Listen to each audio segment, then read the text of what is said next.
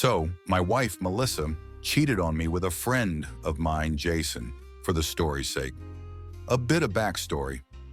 We met when I was 22 at another friend's wedding. She was a good friend of the bride, and I was a friend of the groom. They sat us at the same table so we would get to know each other. When I first saw her, I was completely taken aback by how beautiful she was. And when she sat down and we began to talk, we found out we had a lot in common. We clicked instantly. We talked for a while, ate dinner, and took to the dance floor. We danced and drank through the night and ended up kissing in the middle of the dance floor. When we pulled away, our friends, the bride and groom, came up to us and asked what was going on between us. They were really excited to play matchmaker. We just shrugged it off and carried on with our night. We left without exchanging numbers, but about a week later, I got a text from her asking me out. The bride gave her my number. I, of course, said yes, and it turned into a relationship. The relationship was great. Other than small arguments, we never really fought, and nothing serious ever came up.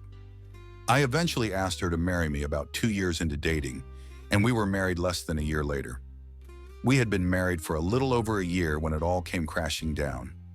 Just before our first anniversary, small things began to irritate me.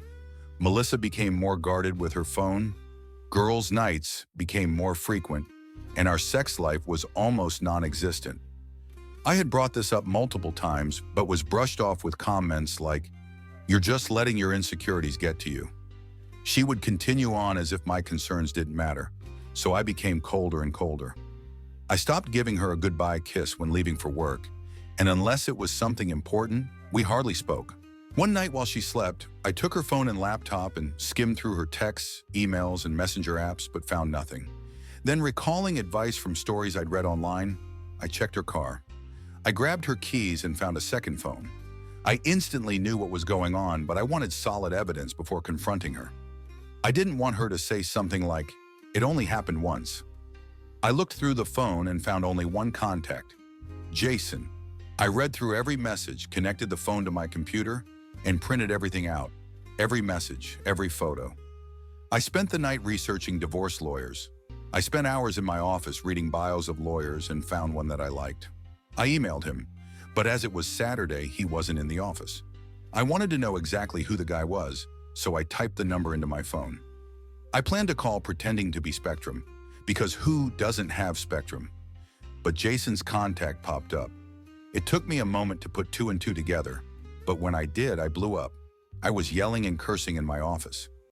Melissa opened the door to check on me, but when I saw her, I told her to get out. She closed the door and went to our room. I had never cursed at my wife or raised my voice before. The rest of the day, I stayed in my office, silently raging. I called a friend of mine, Tom, the groom from the wedding, and told him I needed to go for a drink. He must have heard something in my voice because he asked if I was okay. I told him I wasn't and that I really needed a drink.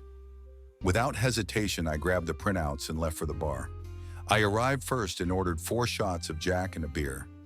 I was on my last shot when Tom arrived and asked what was going on. I told him straight out, "Melissa's cheating on me." He gave me sympathy. I asked if he wanted to know with whom, and when I told him it was Jason, he became visibly irritated. He was the one who had introduced me to Jason. He kept saying, "I'm sorry," over and over. Jason and I were never that close, just friendly acquaintances at get-togethers. I told Tom not to mention this to anyone, especially his wife. If she asked what was wrong with me, I told him to say I was having problems at work. He agreed. We drank and talked most of the night, and I eventually called an Uber and went home around 3 a.m. When I got home, Melissa was asleep on the couch.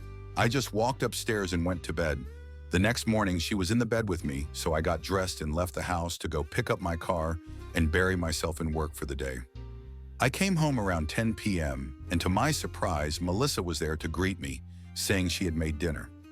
She asked if I wanted her to heat it up. I told her no and went to bed. She followed soon after, pestering me about what was wrong. Eventually, I snapped and yelled, "Melissa, stop! I'm trying to sleep. Go away!" The next morning, I received an email from the lawyer, confirming our meeting for later in the day. I went downstairs to leave, and Melissa had made breakfast, again asking to talk. I made a small plate, sat down, and listened to her go on about how I had changed. I told her work was stressful and soon it would all be over. I finished and left for my office, counting down the minutes until my meeting with the lawyer. The meeting went well. I handed over all the evidence, and the lawyer told me, "We live in an at-fault state, so Melissa has no claim on most of your money." I hadn't even thought about that. I was just focused on divorcing her as soon as possible. I told the lawyer I hadn't confronted her yet, and he agreed to make copies of the evidence and return the originals to me. I went home to confront her, but she wasn't there, so I called her. No answer. I texted her, "I don't give a fuck if you're with Jason right now. Get home, we need to talk." She called me back within a minute, confused, asking what I was talking about. I just told her, "Get home now." She arrived about 15 minutes later. I told her, "Wow, look at that. 15 minutes. That's about the same distance between here and Jason's, isn't it?" She looked dumbfounded. I gave her a minute to gather herself, but she just stood there. I asked, "Well, nothing to say?" She tried to deny it, then started insulting me. I slammed my fist on the table to shut her up and pulled out the evidence. I showed her printout after printout. She tried to apologize, telling me she loved me, but I said, "What happened to that energy you had before, when you were so adamant about degrading me?" She tried to hug me, but I put my hand out and said, "Don't touch me." She suggested going to the bedroom to do whatever I wanted, but I looked her in the eye and told her, "Sweetheart, I will never touch you again. You want to know who else has these photos and messages? My lawyer. I'm divorcing you. Now get a bag, gather your clothes, and get the fuck out of my house." That was 3 days ago, and I haven't heard.